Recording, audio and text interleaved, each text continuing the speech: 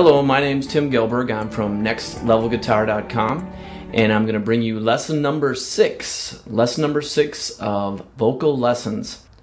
I want to preface this lesson by stating, as I do in all these other lessons, that I'm still taking private vocal instruction weekly at $60 an hour, and it's from a highly recommended speech singing program.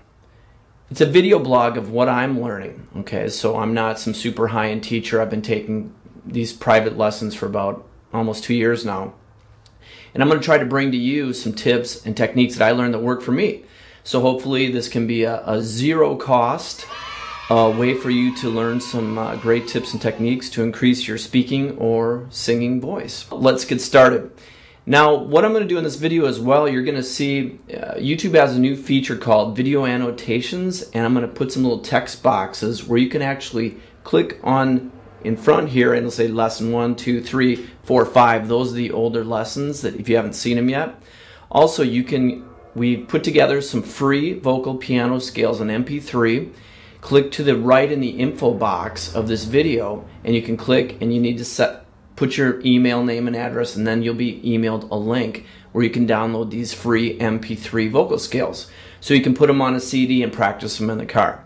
Well, let's get started. Now, we've gone through in the previous lesson some warm-up techniques and some breathing and things like that. Now, one question I want to address first is I've gotten some emails saying, how do I know with my diaphragmatic breathing if I'm doing it properly?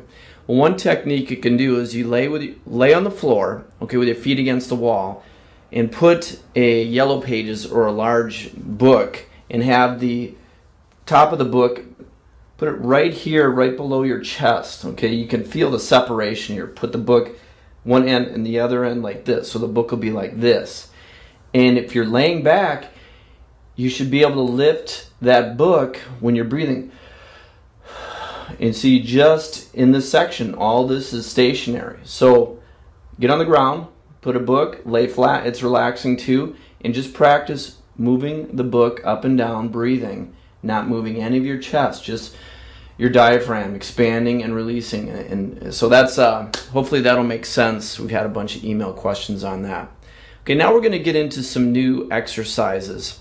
And basically with the piano scales, they're just generic major scales on these MP3s. You can put it on a CD in your car, and when I give you a technique, you can just practice over the scale. That's what I do. You know, I get the lessons each week, and I'm able to listen back. Well, another thing is I really recommend you record yourself, even if it's on the computer speaker microphone, or get a little Radio Shack recorder. You want to hear what you're doing, because that'll help you progress. Just like sports teams, they view film. You want to listen and see what you're doing, and that can help you improve at a quicker pace.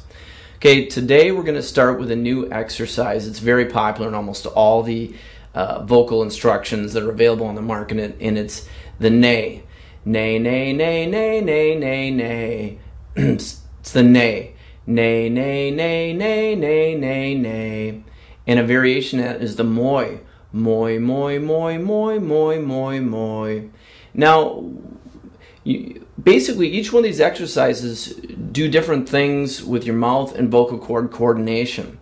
So we'll get into more different, there'll be things like gugs and gugs, and each vowel or consonant will cause different reactions in your vocal cords and actually your mouth and what you're doing. So that's why I'm only giving you a piece at a time. You know, I've been going for almost 2 years, so a lot of the things I'm teaching you is progressed over time, but these are two great exercises, and it's the moy, M-O-Y, moy, moy, moy, moy, moy, moy, moy, and then the neigh, neigh, neigh, neigh, neigh, neigh, neigh, neigh. So use those on the scales, and that will be another step for you. Go through the past lessons, and we'll hit you up on we'll get another lesson next week. Okay? Quick note, I don't know if you know, this is my pup Kylie. She's a Shiba Inu, and she's about 5 months old. Say hello to YouTube. Hello. Okay. Well, I had a huge scare on Sunday. I was at my computer, and she was under my chair, and I heard this horrible yelping. These dogs scream like banshees. That's one of the things. And I looked down, I thought I stepped on her foot or something happened, and I didn't know what was going on. I looked down, and I thought maybe the chair rolled on her tail or foot, and she had an electrical cord in her mouth. And she got a little shocked. And it was horrible. So she's all right, thank goodness. And that was so little tip on pups. Put stuff. I learned you got to put Bengay or stuff on the cords, and you know it's she's all right. But that was a huge scare, and just thank goodness she's all rocking out. So see you later, pup. No more shocks. Bzz.